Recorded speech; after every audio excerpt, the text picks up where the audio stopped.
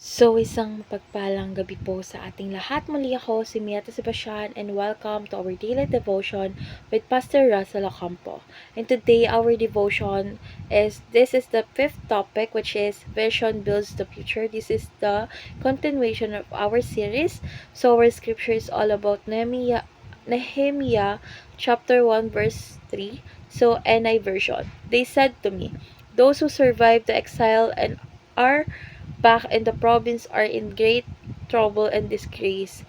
The wall of Jerusalem is broken down, and its gates have been burned with fire. So, tungkol saan nga ba tong verse na ito? So, ang verse na ito ay tungkol sa pagtugon ni Nehemiah sa isang mabigat na problema na kinakaharap ng mga taga-Jerusalem.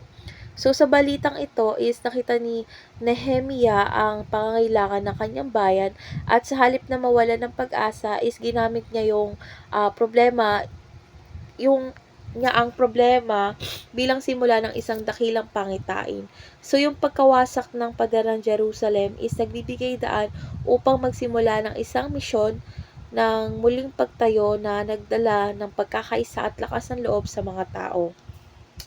So, dadako na tayo sa ating teaching. So, yung first teaching is vision is born out of problem. So, yung mga problema is madalas na nagsisimula or nagiging simula ng isang dakilang pangitain or vision. So, katulad kasi ni Nehemiah is madalas nating makita ang ating layunin kapag nakikita natin ang pangangailangan o suliranin sa paligid. So, yung pangitain ay nagmumula sa ating malasakit at pananabik na makakita ng pagbabago o solusyon sa isang sitwasyon. So, second is vision sees the solution to the problem. So, hindi lamang nakikita ng pangitain ang problema. So, ito rin is nagbibigay liwanag sa solusyon. So, sa pamamagitan kasi ng pananampalataya at panalangin is binubuksan ng Diyos ang ating mga mata upang makita ang posibleng sagot sa mga hamon ng buhay. So, yung pangitain kasi or yung vision is nagbibigay sa atin ng direksyon upang maabot ang pagbabago at tagumpay. So, last teaching is vision rallies people to a common goal. So, yung pangitain kasi is hindi lamang para sa isang tao, kundi para sa komunidad. So, tulad ng ginawa ni Nehemiah is ang isang malinaw na pangitain is nagiging dahilan upang magkaisa ang mga tao sa isang layunin. So, yung pagkakaisa kasi sa ilalim ng isang layunin is nagbibigay ng lakas upang malampasan ang anumang pagsubok at magtamo ng tagumpay. Ngayon, dadako na tayo sa ating application. So, yung first application is take problems as a opportunity.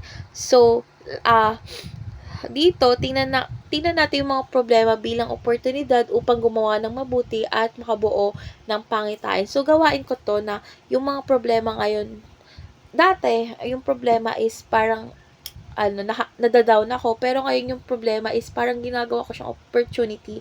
Kasi dito is, magagamit natin yung ating pananampalataya upang makakita ng positive sa negative situation.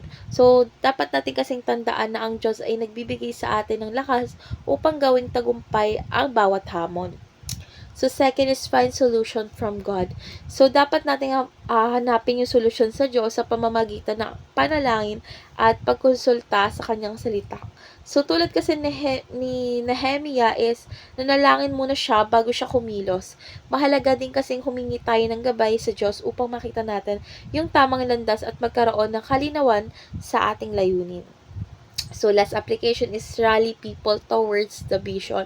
So, wag nating gawing solo yung pagsasakatuparan ng pangitain. So, dapat natin ibahagi yung layunin sa iba at hikayatin silang sumama sa iyo sa pagbuo ng kinabukasan. So, yung pagkakaisa kasi ng mga tao ay susi upang maitupad yung mga o anumang magandang plano at layunin mula sa Diyos. So, ngayon dadako na tayo sa ating last part, which is our discussion.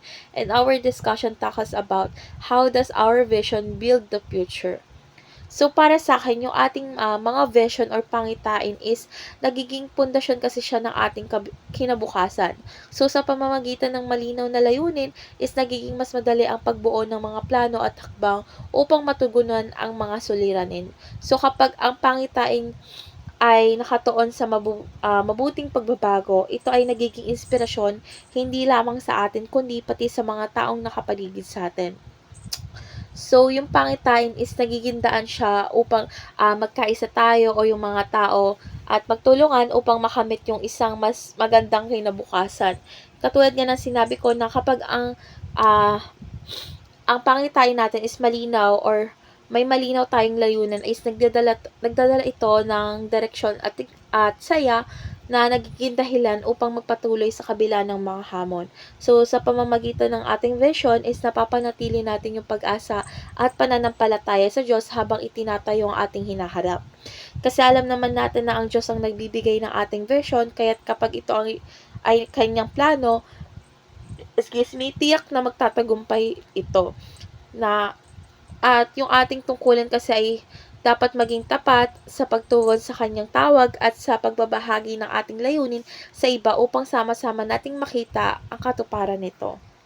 So, magpipray na po tayo. Panginoon, salamat po sa pagbibigay mo ng pangitain na nagturo sa amin ng direksyon at layunin. Tulungan mo kaming makita ang mga problema bilang oportunidad upang maglingkod at magdala ng pagbabago. Bigyan mo kami ng karunungan upang hanapin ang solusyon mula sa iyo at ng tapang upang ibahagi ang layunin sa iba. Pagkaisahin mo po kami upang sama-sama naming maitayo ang kinabukasan na naayon sa iyong plano. Sa pangalan ni Jesus, Amen.